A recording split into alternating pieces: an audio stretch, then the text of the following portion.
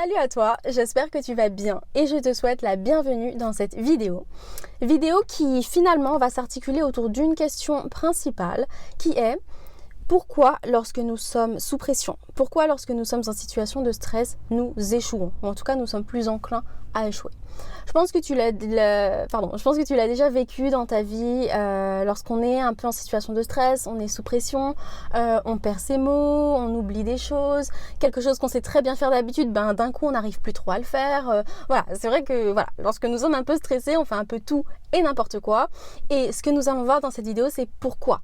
Qu'est-ce qui se passe dans le cerveau? Quels sont les mécanismes qui entrent en jeu? Dans quelle situation ça se passe? Voilà, c'est exactement tout ce qu'on va voir ici, aujourd'hui, dans cette vidéo.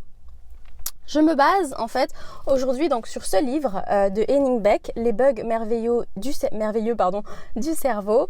Donc j'ai pris la partie qui est justement liée à tout ce qui est pression, stress, échec. Et en fait, Henning Beck met en avant, si je puis dire, trois pièges. Donc on a le piège du pas à pas, le piège de la distraction et le piège de la surexcitation. Trois pièges qui vont justement nous permettre de mieux comprendre les mécanismes qui entrent en jeu dans le cerveau lorsque nous sommes en situation de stress et qui font qu'on a des résultats moindres ou qu'on échoue sur telle ou telle chose. Ok ? Donc sans plus tarder, on va y aller. Juste avant, n'oublie pas, comme d'habitude, je te mets en description le PDF récapitulatif, le PDF support de toute la vidéo, si ça peut t'aider à suivre la vidéo ou même après, si t'as pas envie de re-regarder la vidéo, au moins tu auras le PDF imagé avec toutes les explications. Donc si tu le veux, n'hésite pas, clique sur le lien en description et puis tu l'auras d'un claquement de doigts. Ok ? Allez, c'est parti, donc on y va. Donc comme je t'ai dit, on va voir le piège du pas à pas, le piège de la distraction et le piège de la surexcitation. Ok ? Alors, donc commençons par le piège du pas à pas. Donc pas à pas, je pense que tu sais ce que ça veut dire, étape par étape. Ce qu'on va faire en fait, c'est que pour chaque piège, je vais t'expliquer les conditions dans lesquelles ce piège peut se produire. Ensuite, on va expliquer le piège, on va expliquer comment ça se passe sous pression et puis donner 2-3 conseils. Ok ? Alors, donc pour le piège du pas à pas, la condition c'est quoi? T'inquiète pas, on y va crescendo, tu vas comprendre au fur et à mesure pourquoi ce piège s'appelle le piège du pas à pas. Donc la condition pour que le piège du pas à pas se produise, c'est qu'il y ait en fait une séquence automatique qui a été créée dans le cerveau et donc qui est gérée par le cervelet. Le cervelet, c'est une petite partie du cerveau qui se situe ici, là. Alors tu le verras sur l'image, ok? Alors pour t'expliquer un peu, disons que on peut prendre un exemple. Par exemple, faire du vélo. Au départ, quand tu apprends à faire du vélo, c'est quelque chose que tu fais de manière consciente. Donc c'est une séquence consciente que tu traites avec ton cerveau conscient parce que tu ne sais pas faire du vélo. Donc il faut apprendre à faire du vélo, apprendre à pédaler, tenir le guidon, tenir en équilibre, tout ça. Il faut apprendre. Mais après, au fur et à mesure que tu fais du vélo, au fur et à mesure que tu répètes, tu t'entraînes, tu refais, donc par la répétition et par l'entraînement, tu arrives finalement à automatiser la séquence de mouvement. Tu arrives à automatiser le fait de faire du vélo. Et à partir du moment où cette séquence est automatisée, ce n'est plus le cerveau conscient qui gère, mais c'est le cervelet. Cervelet qui finalement dans notre cerveau est le siège du subconscient. C'est un petit peu le pilote automatique de notre cerveau. Ok ? En gros, pour résumer, c'est qu'une action, quand tu commences à la faire, quand tu n'as pas l'habitude de la faire, elle est gérée par ton cerveau conscient. C'est une séquence consciente gérée par le cerveau conscient. À force d'entraînement, à force de répétition, ton cerveau arrive à l'automatiser, donc cette séquence devient automatique et elle est finalement gérée par ton subconscient, donc ton cervelet. D'accord ? D'où l'exemple de faire du vélo, parce que je pense que c'est quelque chose auquel on peut tous se rapporter finalement. D'accord ? Donc ça, c'est vraiment la condition pour le piège du pas à pas, c'est qu'il y ait une séquence automatique qui ait été créée au préalable dans le cerveau. Donc que ce soit faire du vélo, sauter des haies en athlétisme, nager, peu importe. Après, moi j'aime bien les exemples du sport pour ces choses-là, mais bon, il y a 36 000 autres exemples. Conduire, voilà, toutes ces choses-là. Finalement, ce qui va se passer lorsque nous sommes sous pression, c'est que généralement, quand on est en situation de stress, on fait attention à ne pas faire d'erreurs. On veut que tout soit bien, on évite donc les erreurs. Et ce qui se passe dans ce cas-là, c'est qu'on va commencer à conscientiser l'automatisme. Ok, c'est-à-dire que notre séquence qui est normalement automatique traitée par le cervelet, donc le siège du subconscient, on va la conscientiser. Donc c'est un petit peu comme si le cerveau conscient court-circuite le cervelet. Le cervelet, il peut plus, disons, comment je peux expliquer ça? On peut prendre l'exemple d'une queue de poisson. Je veux dire, tu as ton cervelet, il est tranquille. Généralement, il traite sa séquence automatique tranquillement. Donc, il roule tranquille, le cervelet. Et puis, tu as un connard, qui est en fait ton cerveau conscient, qui passe devant, qui fait une queue de poisson. Et finalement, il y a un accident, tu vois?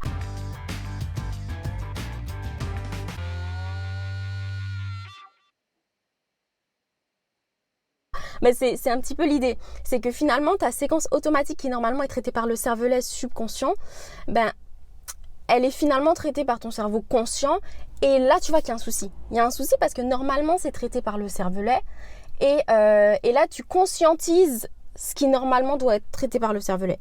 Je sais pas si je suis claire, mais finalement, ça va pas. Il y a un court-circuit, il y a une queue de poisson et ça fait un accident. D'accord ?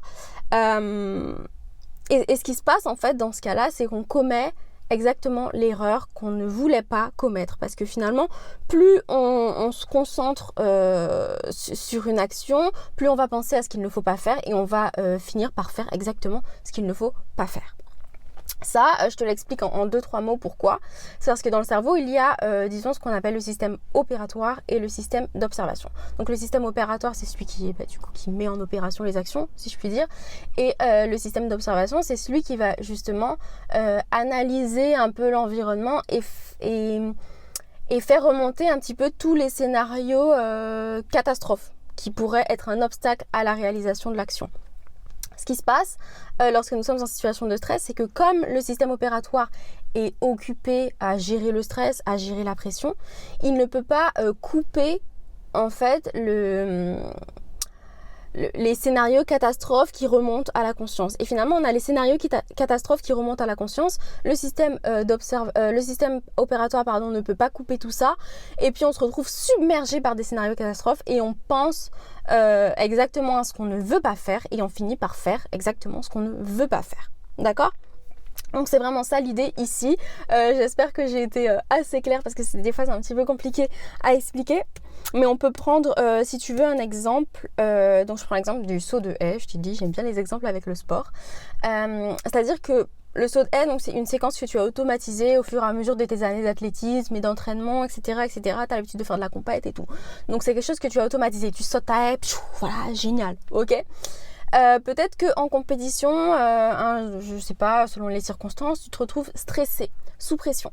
Et ce que tu vas faire, c'est que tu vas conscientiser ton saut de haie. Quelque chose qui normalement est géré par ton cervelet automatiquement, tu vas le conscientiser. Ce qui va se passer, c'est que tu vas commencer à penser à ton saut de haie étape par étape. Ok, il faut que je lève la jambe, que je passe par-dessus, que je fasse ça, que je retombe et que je continue à courir et que je fasse l'autre haie. Tu vas conscientiser tout ça. Et en conscientisant, en même temps, tu as tous les scénarios catastrophes qui vont venir. Oh, faut pas que je tombe, faut pas que je me prenne la haie en pleine jambe, faut pas que je fasse ci, faut pas que je me fasse un plat par terre. Tout ça. Et finalement, tu vas finir par tomber ou ne pas réussir à sauter parce qu'il y a un blocage ou des choses comme ça. D'accord ? Donc ça, c'est vraiment l'idée ici. C'est la conscientisation d'une séquence automatique qui est normalement gérée par le cervelet et qui se retrouve gérée par le cerveau conscient. Et forcément, ça fight, on va dire ça comme ça. Le petit conseil, en fait, dans cette situation-là, c'est bizarrement, on peut dire bizarrement, mais c'est la distraction, finalement. Laisser son cervelet agir. Parce que normalement, cette séquence, elle est traitée automatiquement par le cervelet. Donc, laisser son cervelet agir et donc se distraire pour éviter que le cerveau conscient ne prenne le dessus et court-circuite notre cervelet. D'accord ? Je te lis une petite citation du livre que je me suis notée. Avec un peu de distraction, on commet moins d'erreurs. Du moment qu'il s'agit d'une tâche bien maîtrisée qui sollicite notre pilote automatique, le cervelet, d'accord ? Donc il faut d'abord que, bien évidemment, la tâche, qu'il y ait une séquence automatique qui ait été créée dans le cerveau. Et donc pour éviter de conscientiser cette séquence et de foutre le bordel dans le cerveau, on se distrait un petit peu et on laisse notre cervelet agir. Ok ? J'espère vraiment que j'ai été claire. N'hésite pas vraiment en commentaire à me dire s'il y a des choses que tu comprends pas. D'accord ? Donc ça, c'était pour le premier piège. En situation de stress, la séquence automatique et la conscientisation de l'automatisme. Le deuxième piège, c'est le piège de la distraction. Donc là, on peut dire, bon, c'est pas totalement l'inverse, mais on peut dire que c'est l'inverse en fait. C'est-à-dire que la condition pour que le piège de la distraction se produise, c'est qu'on soit dans une situation qui demande de la concentration, qui demande vraiment, disons, une action très, très concentrée, qui demande un effort mental très exigeant, quelque chose de très exigeant. Par exemple, un examen écrit là, quand tu as un contrôle à l'école ou je sais pas quoi. Quelque chose qui te demande vraiment de concentration, qui demande que toutes tes ressources mentales soient utilisées pour cette tâche. Là, on est sur la partie du cerveau qui est le cortex préfrontal, qui se situe ici. Et c'est exactement dans cette situation que le piège de la distraction opère, si on peut dire. Le piège du pas à pas, c'était le cervelet, la séquence automatique. Le piège de la distraction, c'est le cortex préfrontal et toutes les tâches qui demandent concentration, tâches mentales exigeantes. D'accord ? Ce qui se passe, en fait, lorsque nous sommes sous pression, comme je te l'ai dit, donc on est soumis à des distractions qui peuvent être internes ou qui peuvent être externes. Donc interne, c'est la peur d'échouer, le stress, l'anxiété, et puis du coup ça crée des blocages, tout ça. Et puis les distractions externes, bon, il peut y en avoir plusieurs, hein, un bruit dehors, enfin voilà, mais disons que celle qui a, je dirais, le plus d'effet sur nous, ça va être lié au social, et ça va être le regard d'autrui, qui est une distraction externe très très importante. Quand tu es en train de faire ton travail et qu'il y a quelqu'un qui regarde derrière ton dos, sur ton épaule comme ça, pour savoir si tu fais bien les choses, c'est un peu stressant. Donc on est soumis aux distractions internes, aux distractions externes, ce qui fait que finalement, normalement, nos tâches, nos ressources mentales, elles devraient être utilisées pleinement et consciemment, là on est bien sur du conscient, consciemment pour réaliser la tâche, faire l'examen, bien faire l'exercice, ok ? Le problème, c'est que lorsque nous sommes stressés, distraits, en situation de stress, sous pression et tout, toutes les peurs et toutes les distractions qui sont imposées de l'extérieur, elles doivent être gérées aussi par le cerveau. Et le problème, c'est que le cerveau, il va gérer ses peurs, il va gérer ses distractions, et du coup, les ressources mentales vont être occupées à gérer tout ça, et finalement, on ne pourra pas les utiliser pleinement pour la tâche en question, la tâche à faire. Ce qui se passe, c'est que dans le cerveau, oui, on a des capacités mentales, certes, mais oui, heureusement, je dis ça comme si, non, mais oui, on a des capacités mentales, mais je veux dire que nos capacités mentales, lorsqu'elles sont utilisées pour une action, elles peuvent pas être utilisées pleinement pour une autre action. Et c'est ça l'idée ici, c'est qu'elles sont tellement utilisées pour gérer le stress, pour gérer la pression, pour gérer la peur, pour gérer le fait qu'il y a quelqu'un qui te regarde là, que machin, ci, ça, que finalement tu ne peux pas les utiliser pleinement pour la tâche en question, et c'est ça l'idée en fait. Il y a plus de place, il y a plus, voilà. Donc voilà, c'est ça en fait. Le conseil en fait qu'on peut donner ici, donc c'est pas la distraction bien évidemment, mais c'est de simuler des situations de stress, simuler des situations d'examen. Si on parle d'examen, là j'ai pris l'exemple de l'examen, c'est aussi l'exemple qu'il a pris dans le livre, qui est très parlant pour moi, c'est pour ça que je l'ai repris. Mais si on prend l'exemple de l'examen, donc se mettre en situation d'examen, mais en vrai, vraiment des vraies simulations de stress. Parce que finalement, comme il le dit, c'est pas en s'exerçant encore plus qu'on va surmonter le trac, qu'on va surmonter l'anxiété, et qu'on va réussir à pallier à ce piège de la distraction en fait. Parce que finalement, plus on s'entraîne, plus on est capable, et donc plus on stresse, plus on a peur d'échouer. C'est normal, plus on sait faire, plus on va avoir peur d'échouer. Donc finalement, c'est pas le fait de s'entraîner encore plus qui va régler le problème, c'est vraiment le fait de lutter contre la peur et de simuler des situations de stress. D'accord ? Si on se met de l'autre côté, l'idée ça va être de pas trop contrôler l'autre. Comme je te l'ai dit, le regard d'autrui, c'est très stressant. Et je veux dire, si par exemple tes patrons ou tes professeurs être tout le temps derrière le dos de ton employé ou de ton élève, c'est stressant. Et ça fait, la personne, elle perd ses moyens et elle est tellement occupée à gérer cette pression-là que tu lui mets qu'elle ne peut pas se concentrer pleinement sur sa tâche et elle fait n'importe quoi. Et après, elle passe pour une personne incompétente alors que non, pas du tout. Ok ? Donc c'est possible que tu te retrouves en fait dans cette situation ou peut-être dans la précédente sur la séquence automatique, la conscientisation de l'automatisme. Ok ? Ok. Et puis, en troisième, donc le troisième piège, ça va être le piège de la surexcitation. Donc, le piège de la surexcitation, la condition, c'est en fait, c'est pas qu'il n'y a pas de condition, mais c'est que ça arrive dans toutes les situations. Comment dire, là je te donne trois, comme il l'a fait dans le livre, je te donne trois pièges, donc le piège du pas à pas, le piège de la distraction, le piège de la surexcitation. Ça ne veut pas dire que c'est l'un ou l'autre, ça peut être les trois en même temps, ça peut être deux en même temps, voilà. Après, le piège de la surexcitation, c'est vrai que dans toute situation de stress, il va être là. Parce que comment il s'explique, c'est que généralement, lorsque nous sommes stressés et sous pression, c'est que toutes ces situations, en fait, où nous sommes stressés et sous pression, elles ont un truc en commun, c'est que soit on a quelque chose à perdre, soit on a quelque chose à gagner. Et plus les perspectives de succès sont élevées, plus le taux d'erreur augmente. C'est-à-dire qu'il y a vraiment cette notion de surexcitation. Et là, on va rentrer dans le vif du sujet, le paradoxe de la récompense. Ok ? Qui explique, tu en as peut-être déjà entendu parler, c'est-à-dire que plus il y a possibilité de récompense, moins les résultats vont suivre, en fait. Quand je dis récompense, ça peut très bien être une récompense positive, ça peut aussi être une punition, donc une récompense négative. Pourquoi ? Parce que dans le cerveau, c'est la même zone du cerveau qui est utilisée. L'aire de la récompense, elle traite aussi bien la récompense positive que la récompense négative, d'accord ? Et en fait, plus les perspectives de récompense ou du coup de punition sont élevées, moins les résultats vont être bons. Plus on va faire n'importe quoi.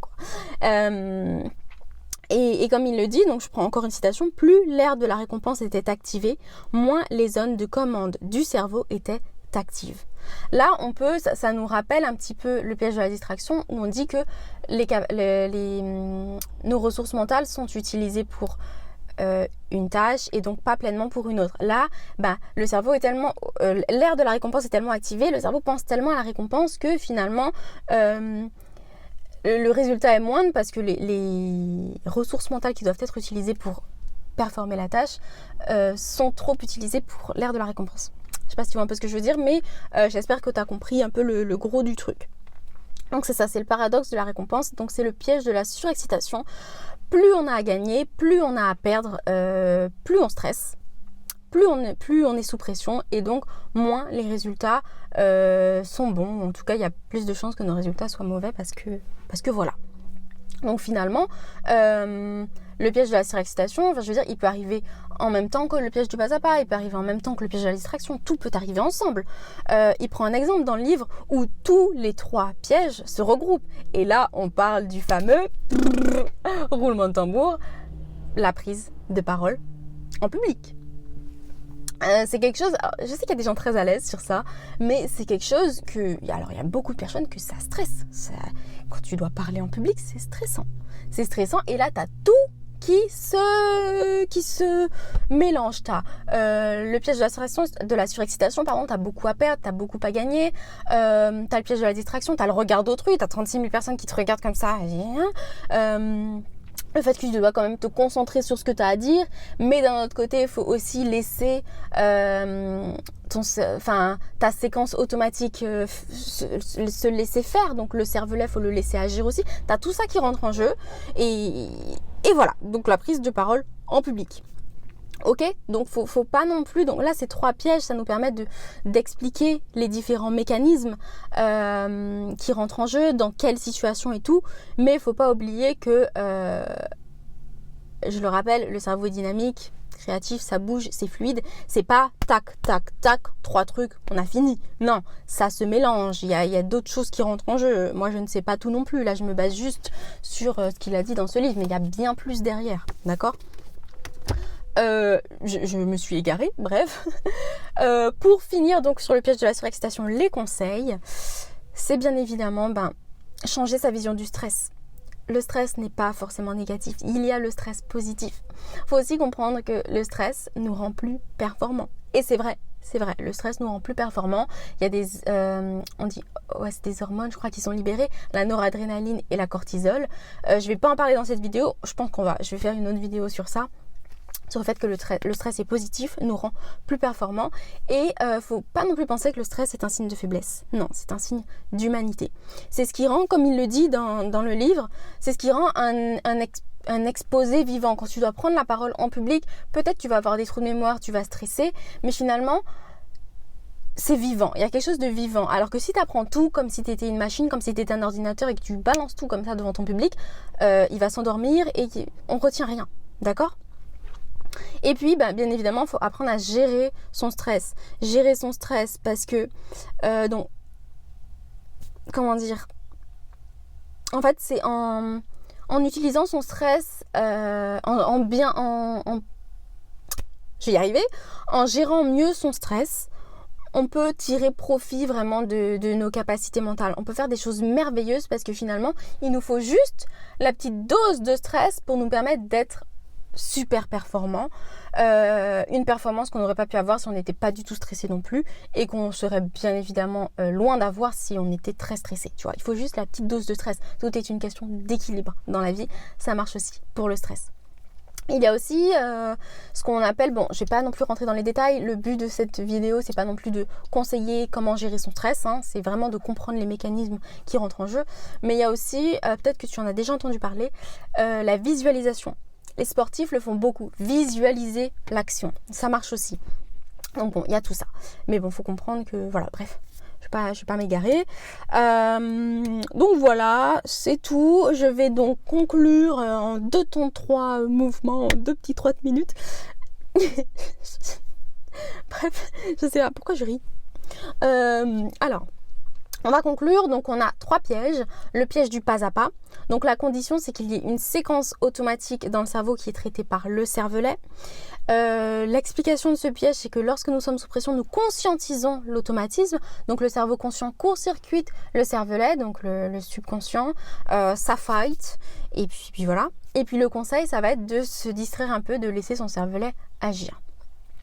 Deuxième piège, le piège de la distraction. Donc la condition, c'est qu'il y ait une tâche mentale exigeante, qu'on ait besoin de se concentrer, donc qui va être géré par le cortex préfrontal, ici.